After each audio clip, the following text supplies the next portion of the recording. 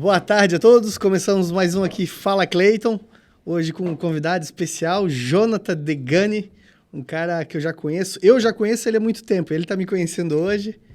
É, Tem uma bagagem muito grande, engenheiro, sócio da Brasil ao Cubo. Agora está liderando o México ao Cubo. Seja bem-vindo, Jonathan. Muito obrigado, Cleiton. É um prazer estar aqui contigo, compartilhando com a tua audiência um pouco dessas nossas histórias aqui, falar um pouco do nosso mercado. Maravilha. Que legal te ter aqui com a gente. Ô, Jonathan, vamos começar contando um pouco da tua história, como que tu se tornou engenheiro, como que tu chegou na Brasil ao Cubo, como que aconteceu toda essa história maluca assim? Tá bom, tá bom. Essa é uma história bem interessante, bem divertida. A minha história de como que eu me tornei engenheiro foi por teste vocacional, tá? Não foi porque eu queria ser engenheiro desde pequeno. E isso tem a ver com por que que eu fui para o Brasil ao Cubo e eu vou contar para vocês.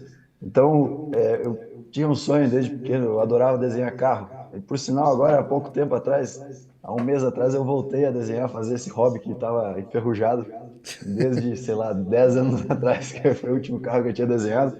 E vou voltar.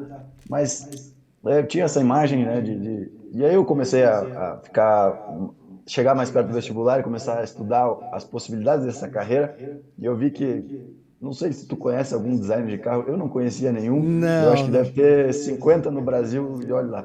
Então é uma carreira, é um mercado muito nichado. E também a questão da sustentabilidade, eu não vejo o carro como um futuro do transporte, né? Eu vejo mais o carro como um mal necessário do que um bom meio de transporte. Apesar de ser apaixonado até hoje por carros, mas racionalmente eu entendo que não é um futuro.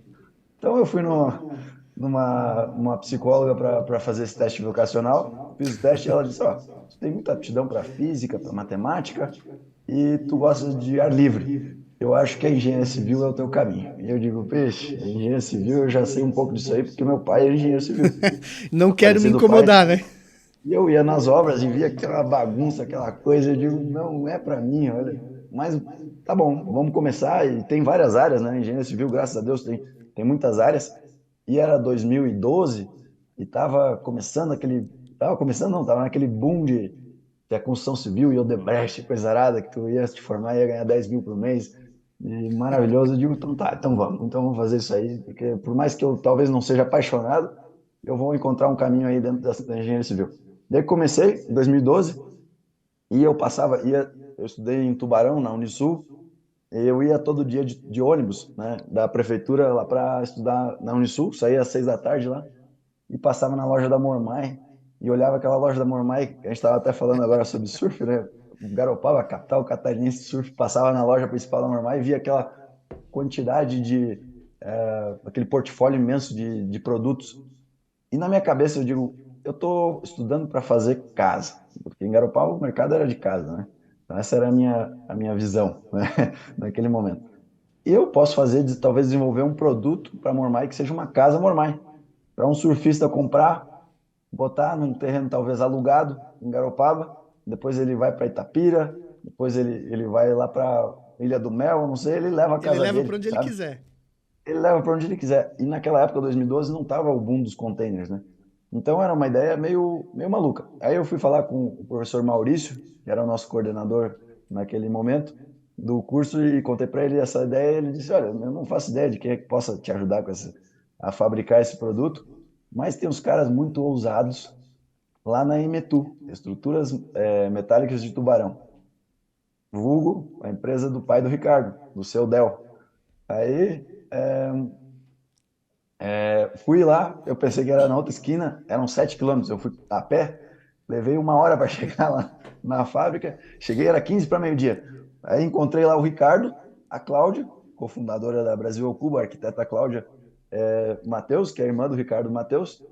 E os dois estavam lá, cada um no seu computadorzinho. Conversei 15 minutos com eles. Disseram, não, beleza, vamos conversar depois do almoço. Tem como voltar aqui depois do almoço? Eu digo, não, beleza, eu te espero aqui. Por que espera aqui? Eu vim a pé, cara. Se eu for para Mais o centro sete de quilômetros, Tubarão e voltar mais voltar, sete. eu espero aqui. Não, eu viesse a pé, cara. Não, então vem aqui e já almoça com a gente. O Ricardo nem me conhece, estava acabando de me conhecer, me convidou para almoçar na casa dele. Eu sou vegetariano, a mãe dele teve que fazer um arroz porque tudo tinha carne. A dona Soraya fez um caprichou no arroz lá e eu acabei conhecendo o Ricardo dessa forma, em 2012. E aí, mas ele estava fazendo construção a seco naquela época, não era construção modular, né? Então, ele estava começando em 2012, foi também, eu imagino, 2012, fazendo as contas aqui, foi, bom, tu já estava nesse mercado, né, há um bom tempo, Já, mas já. era uma novidade. Mesmo em 2012 ainda era uma novidade, né? Agora ainda, para muita gente ainda é uma coisa nova, né?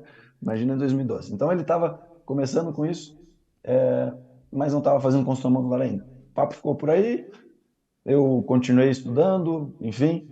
Em 2015 fui para a Austrália, fiz um intercâmbio pelo Ciência Sem Fronteira Mas então e lá atrás não aconteceu nada, só conversaram e só cada um seguiu conheci sua vida. ele. Exatamente.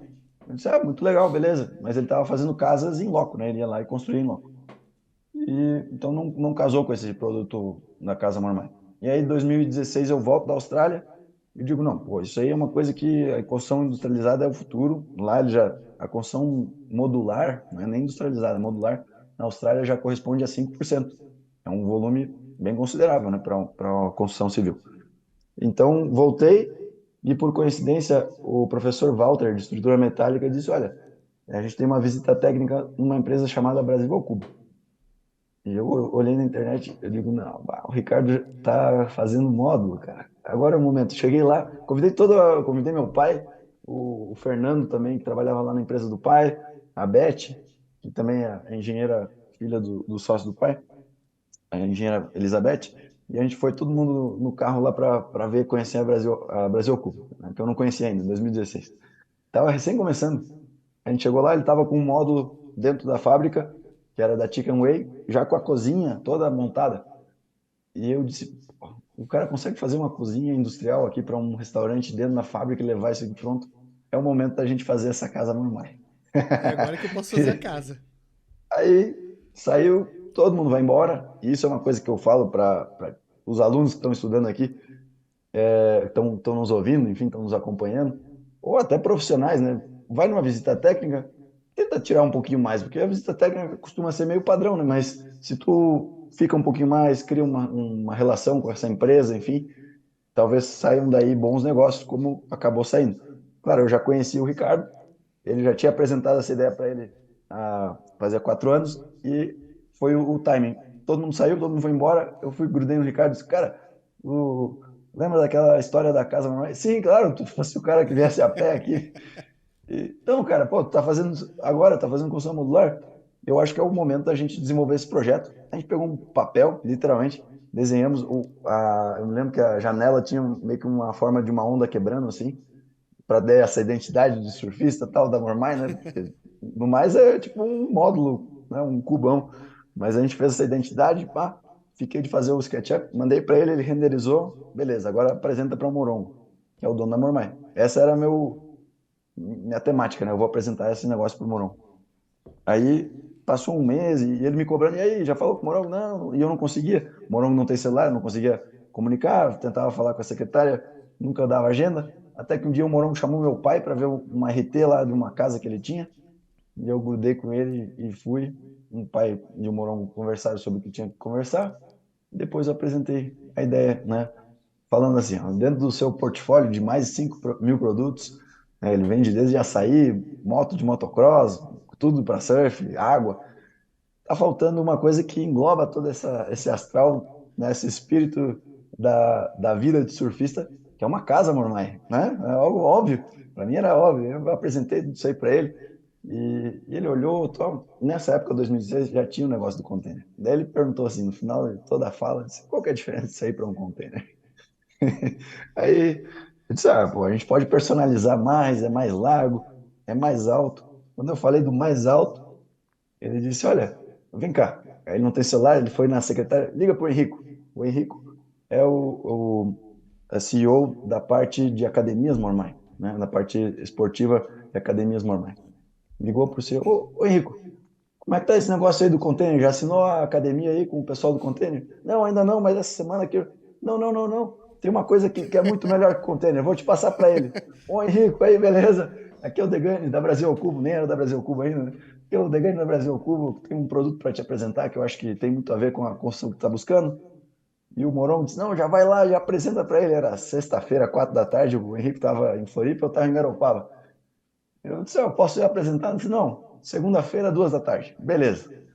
Aí saí dali, liguei pro Ricardo. Tem uma boa e uma má notícia. A má notícia é que eles não querem saber de Casa Mormaii. E a boa notícia é que eles querem que a gente orce uma academia Mormaii. Então, no final de semana, desenvolve aí o que tu acha que pode ser uma academia Mormaii modular, que a gente vai ter essa reunião na segunda-feira às 2 da tarde com o Henrique. Resumindo a história, fechamos essa primeira obra. Foi a primeira obra da Brasil ao Cubo fora do estado de Santa Catarina, foi em São Paulo, na Avenida Estados Unidos.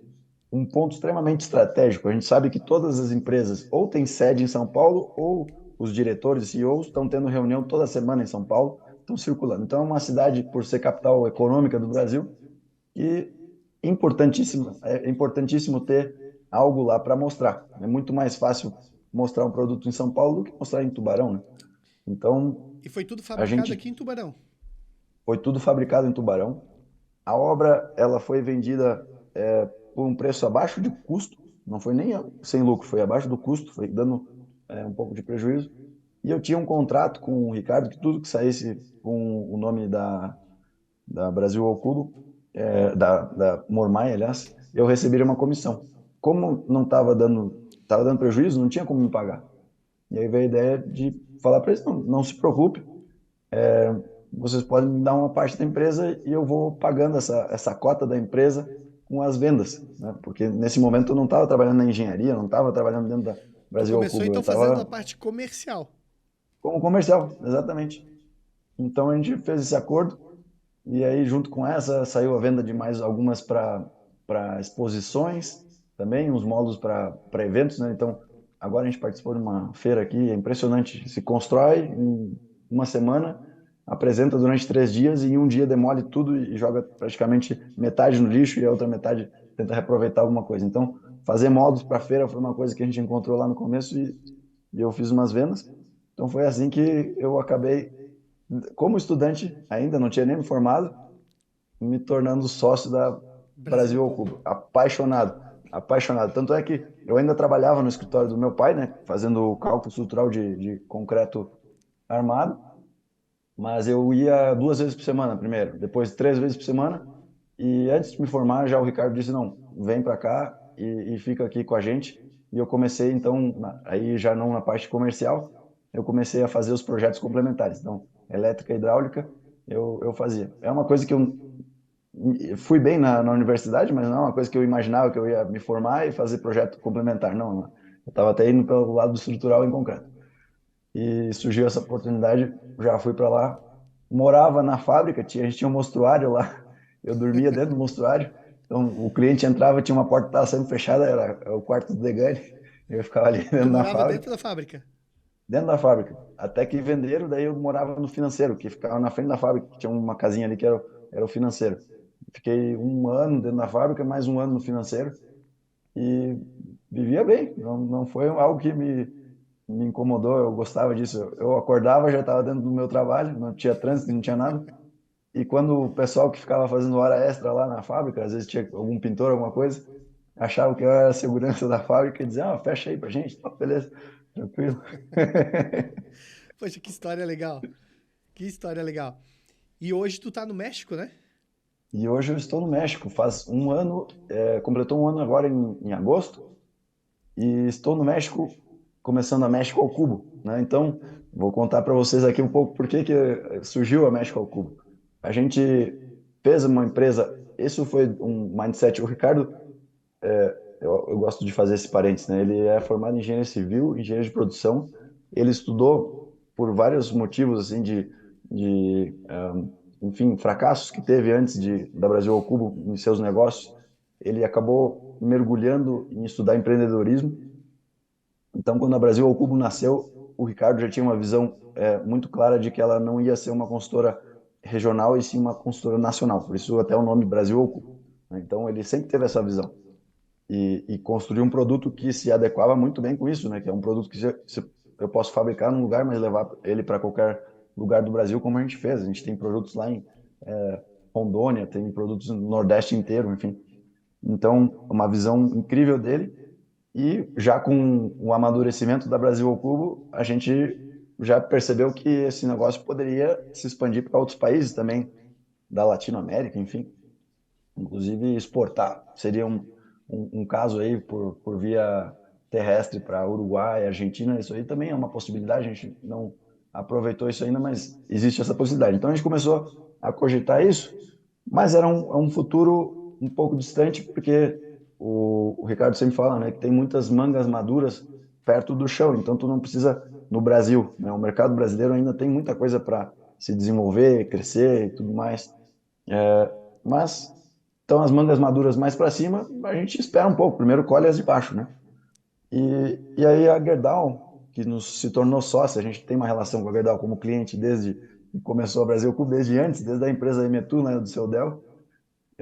A gente sempre teve uma boa relação com a Gerdau. A gente participou de um projeto, um programa de aceleração de startups através da Endeavor, com a Gerdau e com a Dexco. A gente foi super bem com as duas e primeiro a Gerdau, depois a Dexco também viraram nossas sócias, então deu super certo esse E programa de a Gerdau hoje aceleração. participa com vocês no México também ou só no Brasil?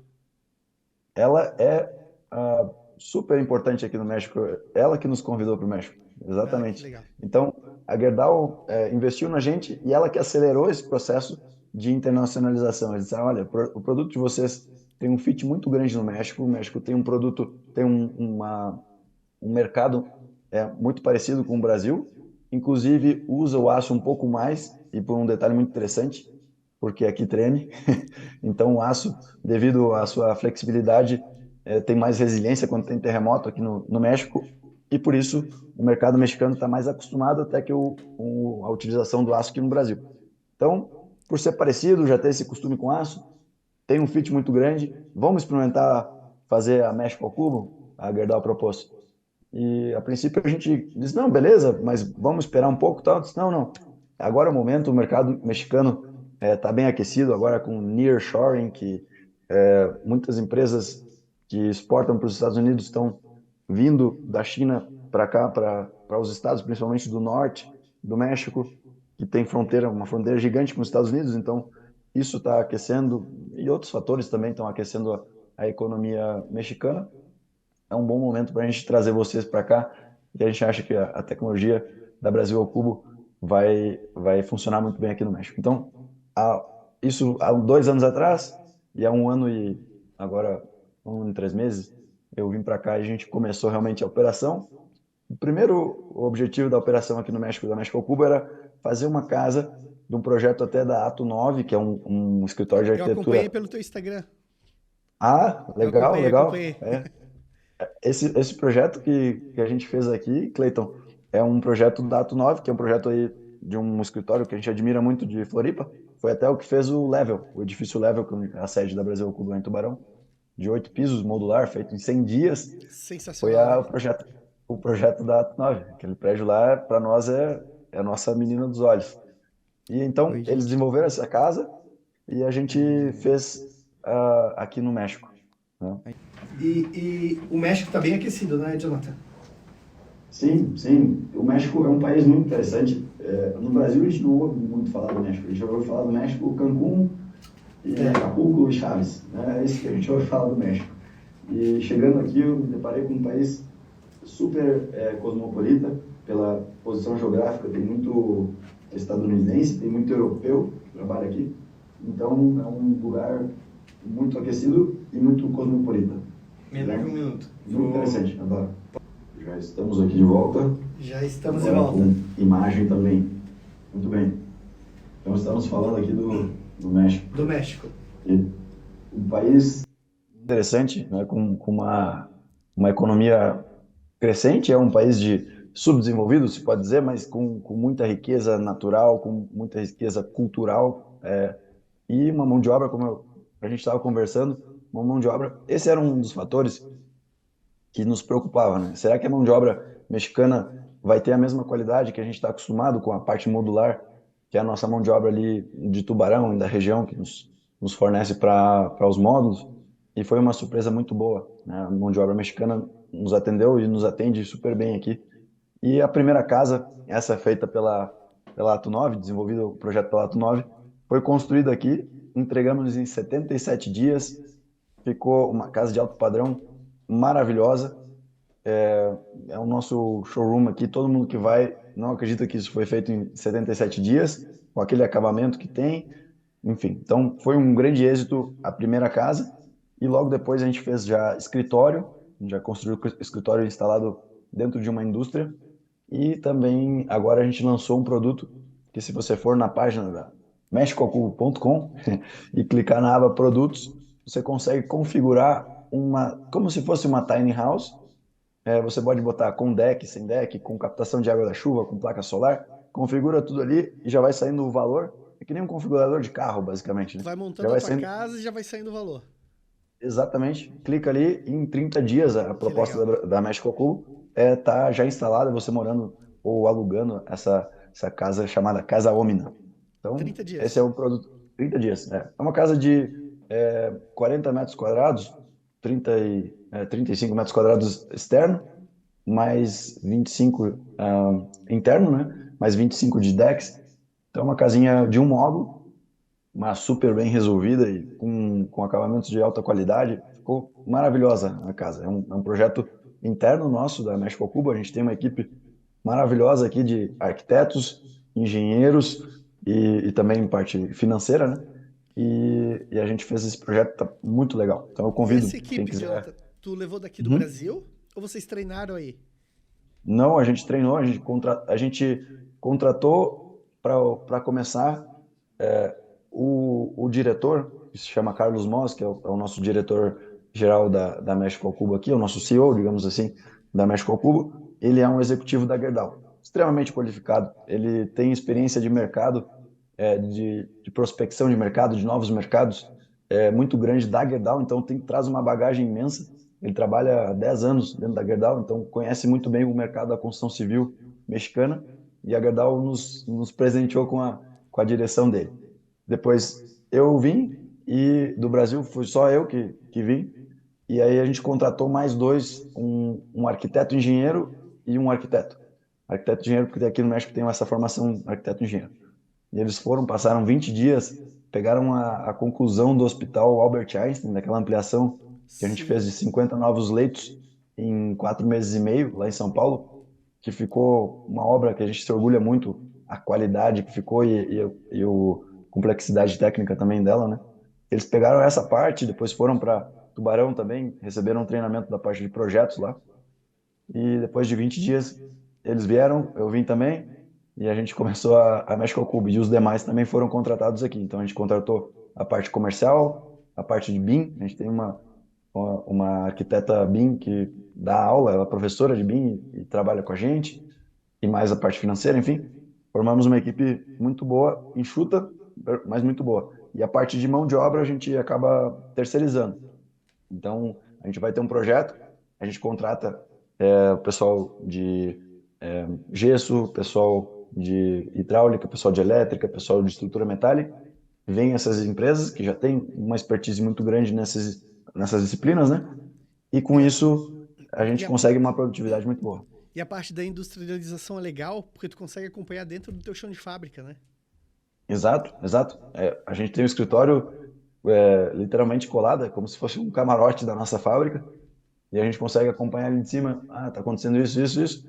E 2, 3, 10 vezes ao dia a gente baixa para ver com os nossos fornecedores detalhes, como é que tá indo, tirar dúvidas, traz eles ver projeto em 3D, projeto BIM, resolve e a produção não para. Então isso é uma coisa que funcionou muito bem, funciona muito bem na Brasil ao Cubo, e está funcionando muito bem esse modelo aqui na México ao Cubo também.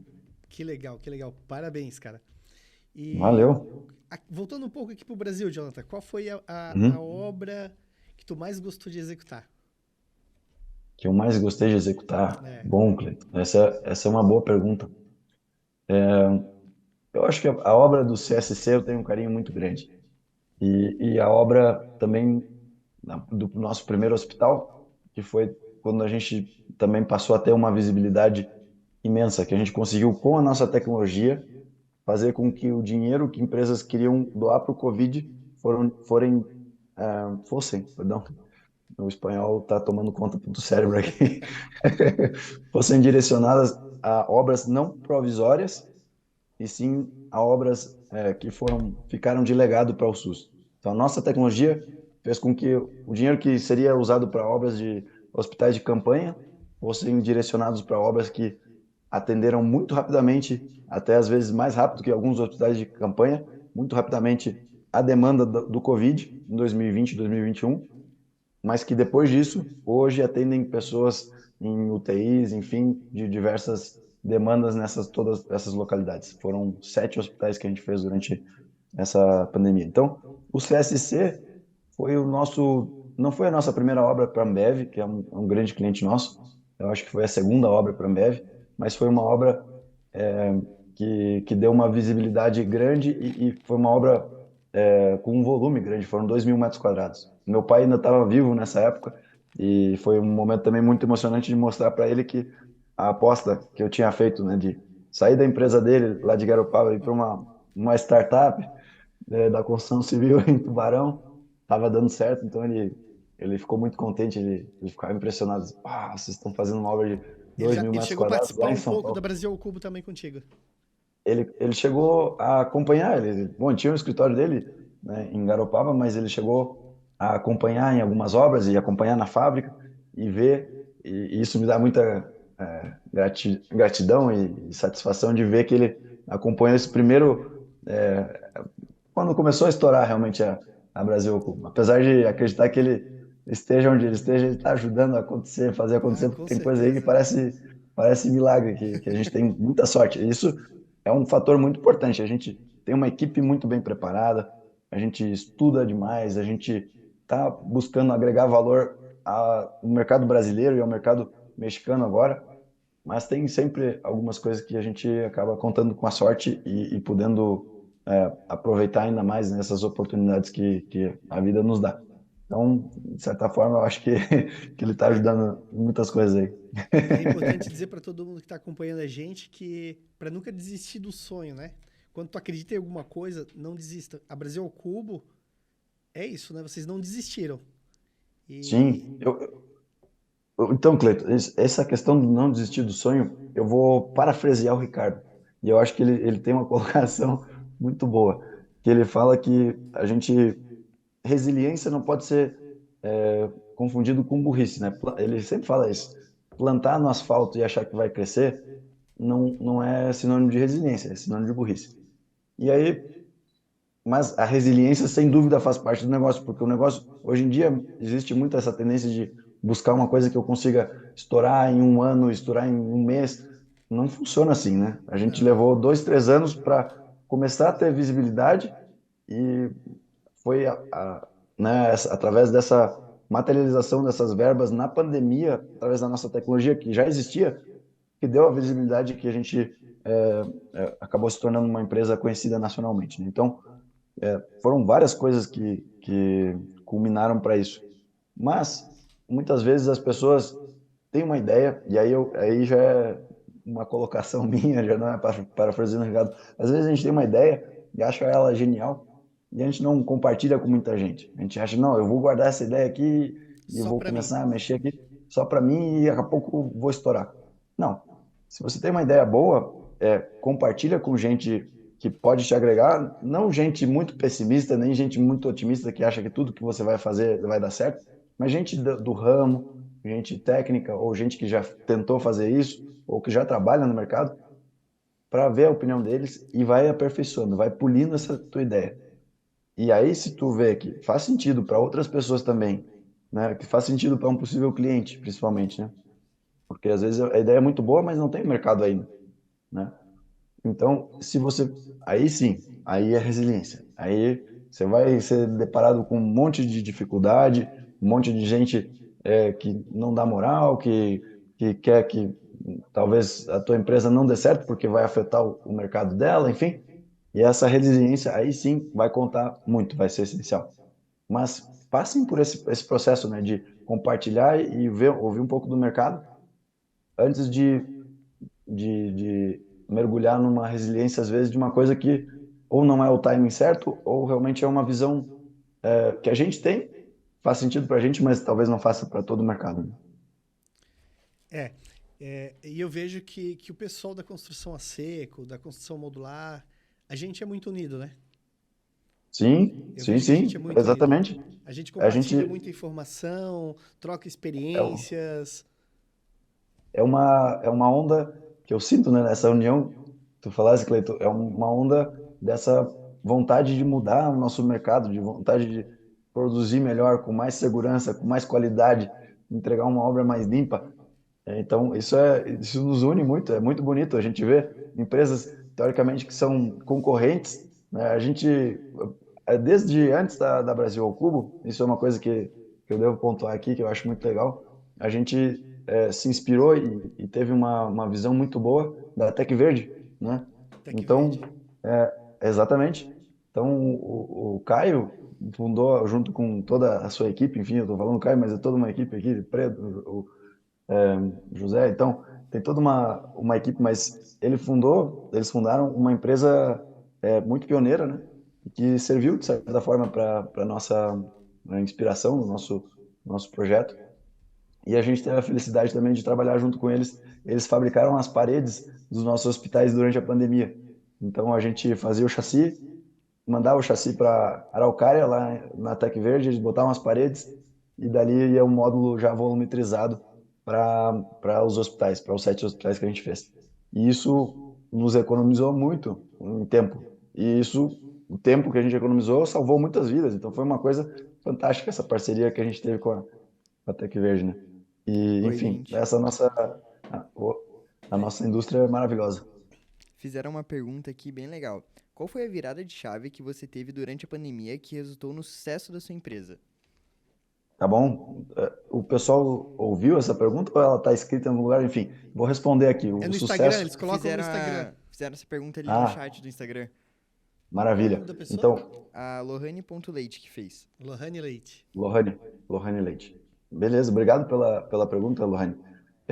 A gente estava no começo da pandemia numa situação que a maior parte das empresas se encontrava no Brasil, de desespero, sem saber o que ia acontecer. E a Ambev, nossa cliente, né, nesse momento, uma grande cliente nossa desde o começo, uma empresa que acreditou na Brasil ao Cubo muito antes da gente ser famoso, enfim, de ser conhecido e tudo mais. A Ambev é uma grande cliente. E eles, inclusive nessa parte dos hospitais, com uma iniciativa muito nobre de ajudar, naquele momento foi a comunidade do Mboimirim, que é uma comunidade como se fosse uma favela, não gosto de chamar de favela, mas é uma comunidade carente na periferia de São Paulo. E a Ambev teve essa iniciativa de aumentar o número de leitos, porque lá tinha muitos casos de Covid, estava tendo muitas aumento no número de mortes, né? E eles queriam aumentar com muita urgência o número de leitos. E a gente nos provocaram. Olha, vocês conseguem fazer alguma coisa em relação a isso? A gente mandou para eles um leito, seria um módulo, e falou para eles, ó, daqui é a nossa proposta. E o que que vocês conseguem fazer? Desde um leito até um hospital, que é a combinação de vários leitos desses. Cada módulo coladinho um do lado do outro. Interessante. Então, orça para a gente um hospital, uma ampliação desse hospital em Boimirim de 100 novos leitos. Tá bom? A gente orçou. Isso foi uma correria tremenda, assim. Eles falaram isso na quinta-feira, na segunda-feira a gente já tinha essa proposta, esse projeto, a proposta. Então, eu quero aproveitar aqui para parabenizar a nossa arquitetura da Brasil ao Cubo e a nossa engenharia, liderada pela Cláudia, enfim, toda a equipe lá, que fizeram um trabalho tremendo nessa época e conseguiram surpreender a Ambev com a rapidez desse orçamento, o detalhe desse projeto. E eles olharam isso e disseram, não, a gente quer fazer. Tinha um custo, se eu não me engano, de 100 milhões, 100 milhões não, 10 milhões, 10 milhões de reais. Estou falando aqui, não sei nem se eu devia estar falando esse número, mas enfim. Eles disseram, não, a gente quer patrocinar, a gente quer fazer essa boa ação, mas não consegue arcar com todo esse valor. Vocês têm alguma outra sugestão de algum possível patrocinador? E a gente disse, olha, a gente tem uma empresa que a gente gosta muito e possivelmente possa participar, que é a Gerdau. Não era a nossa. Então a gente chamou a Gerdau, prontamente ele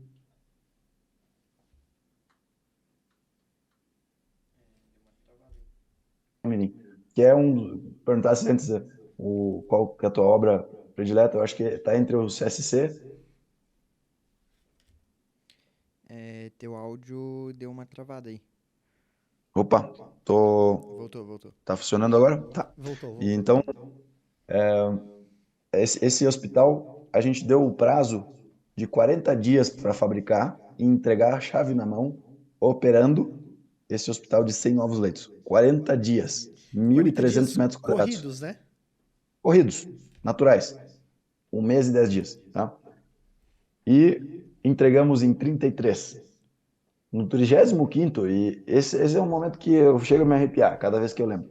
No 35º dia eu fui lá pessoalmente para fazer a entrega do manual do proprietário. Nessa época eu estava no setor de pós-obra, fazer o treinamento, enfim. E já tinham 70 leitos ocupados. Que Então, legal. essas 70 pessoas que estavam lá, no 35º dia que eu fui, teriam que esperar mais 5 dias, né, pelo nosso prazo. A gente conseguiu antecipar para 33. Então, isso é uma coisa extremamente gratificante. E foi nesse momento que a gente provou que a construção modular industrializada, além de ser, né, mais rápida, mais eficiente, mais segura, consegue salvar vidas. Então, isso foi um momento que chamou muita atenção. E aí tiveram reportagens, enfim, a gente acabou induzindo a outras empresas, isso foi uma coisa linda. Depois, Zafari, Ipiranga, se uniram lá em Coagerdal também, se uniram lá no Rio Grande do Sul e doaram uma ampliação para o Hospital Independência. Depois tiveram 2 em Brasília, tiveram mais em São Paulo, um hospital novo foi feito lá em São José dos Campos.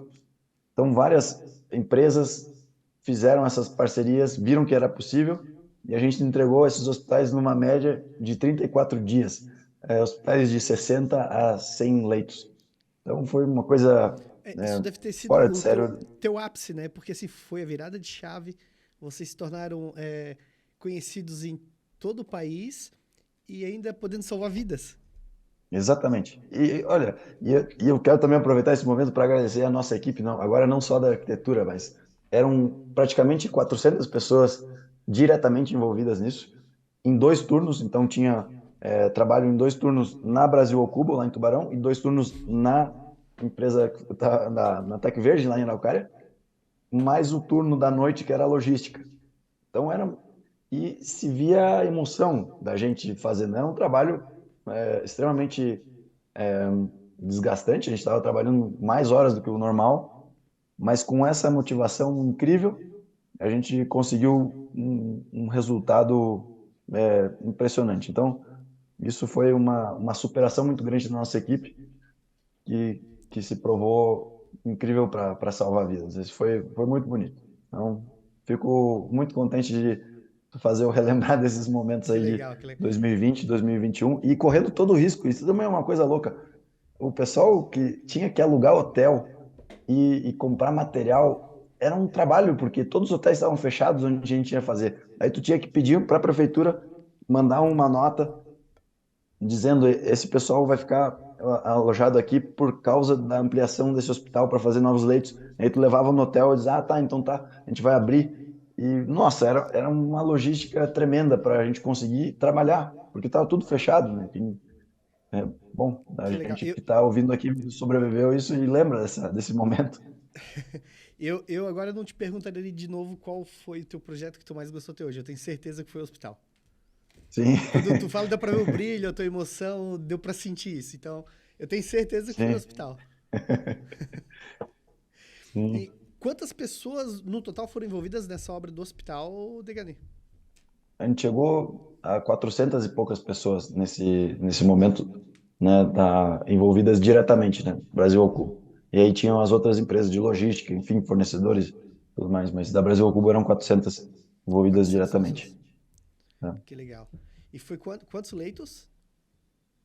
Foram primeiro hospital em Moimirim, 100 leitos, 60 leitos por Independência.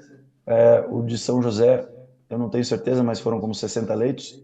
Depois o de Ceilândia, mais 60 leitos. Depois o de Samambaia, 100 leitos. Depois de Porto Velho, 60 leitos também. Depois mais 40 para o Santa Catarina. E eu acho que é isso aí. Então de 40 a 100 leitos. Que legal. Perto de 500 leitos no total, assim.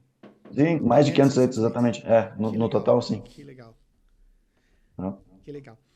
Agora vamos falar pro pessoal que quer te conhecer um pouco sobre o Jonathan. Tá bom? Jonathan surfista, que anda de bicicleta. É o Jonathan aventureiro? Olha aqui. Essa aqui veio do Brasil, ó. Essa aqui veio do Brasil. Ela tá do meu lado, ela me acompanha até nas lives.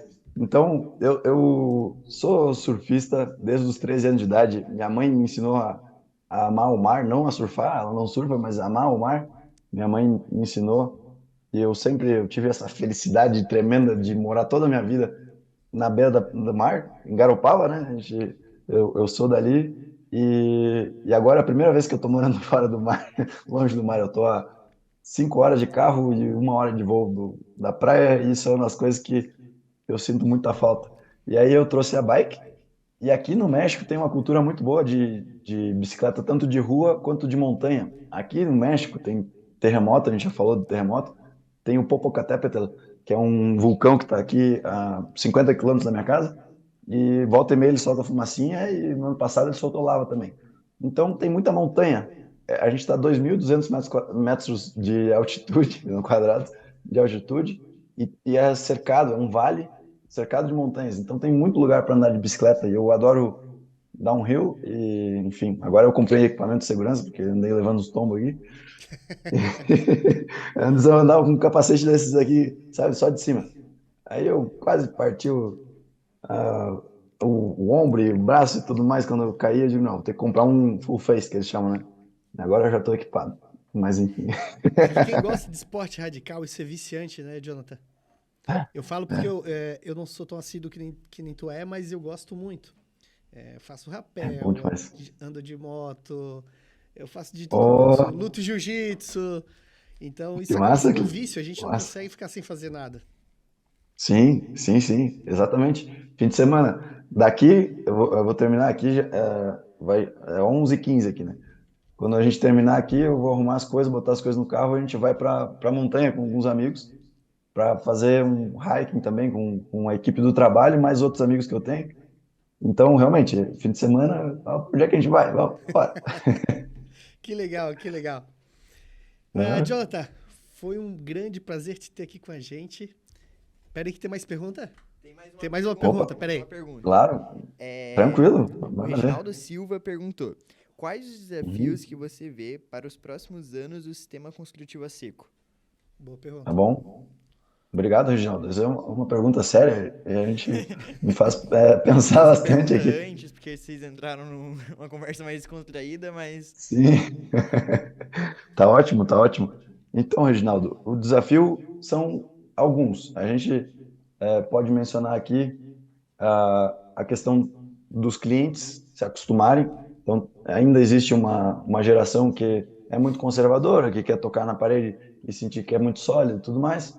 Essa geração, eu entendo que, é, a nova geração, né, eu entendo que já está vindo com mais valor para a sustentabilidade, para o tempo, então tem mais pressa em ter suas coisas, tem mais a questão também de um acabamento mais requintado ou, enfim, uma coisa mais prática, né?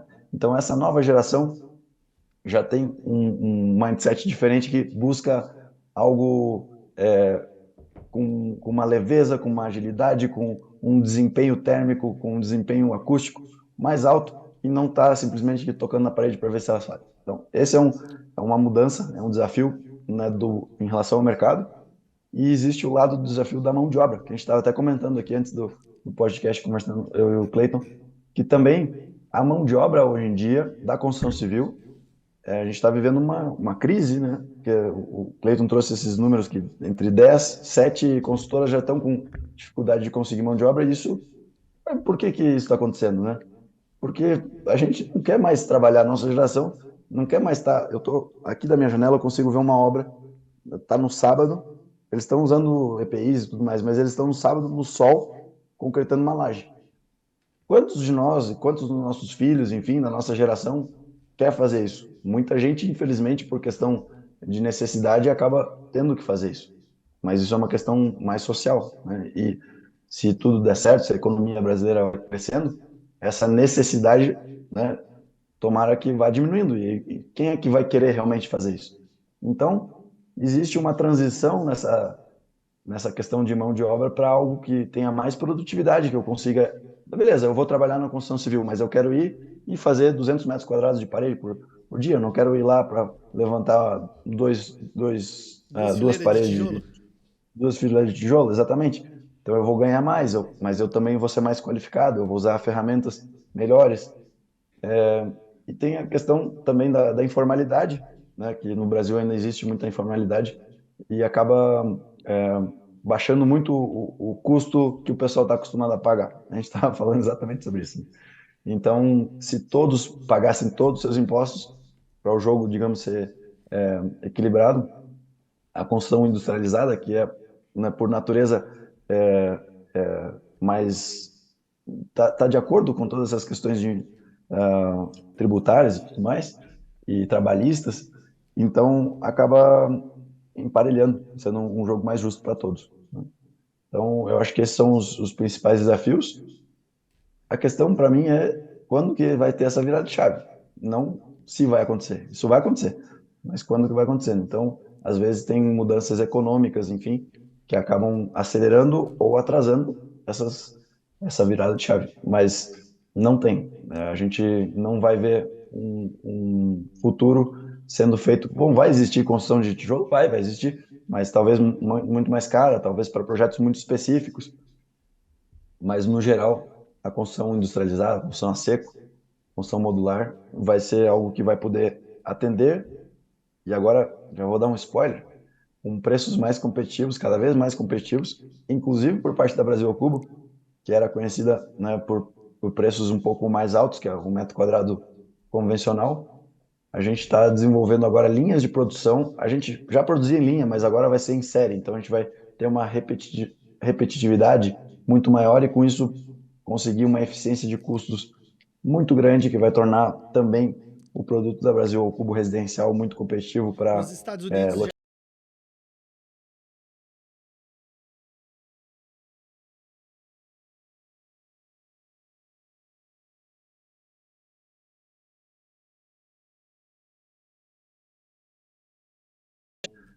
se eu vou pagar US$ 15 a hora para um cara produzir, ele tem que produzir bem. Né? Então, essa é uma questão socioeconômica do Brasil. E se tudo dá certo, se a economia dá certo, menos gente vai querer, talvez, essa é uma visão minha, mas eu imagino que muita gente compartilha, né? Menos gente vai querer ir para uma mão de obra pesada, um trabalho que desgaste, um trabalho sem equipamento de segurança. Então, isso tudo, a gente vai se afastando disso aos poucos, à medida que a economia vai crescendo, né?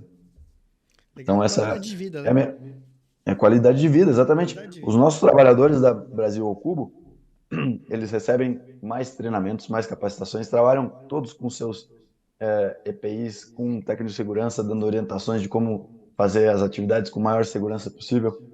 E isso garante que até hoje, durante 7 anos, nunca teve uma morte, graças a Deus, e se tenha incidentes, são pequenos. E isso é uma satisfação, e isso é uma exceção, infelizmente, é uma exceção da construção civil. Construção civil informal, os números às vezes não são tão divulgados, porque é triste, realmente existe muito acidente. Às vezes de invalidez, às vezes é um corte na mão que deixa o cara né, trabalhando com alguma dificuldade, ou quebrar uma perna, o cara caminha, pro resto da vida vai caminhar com alguma dificuldade, enfim. São várias coisas que a construção civil ela tem que melhorar. Está melhorando, isso é muito bom, mas, enfim, é um processo gradativo. É porque se tu voltar no tempo, 10 anos atrás, era praticamente impensável se construir em light steel frame, uma construção modular era muito caro.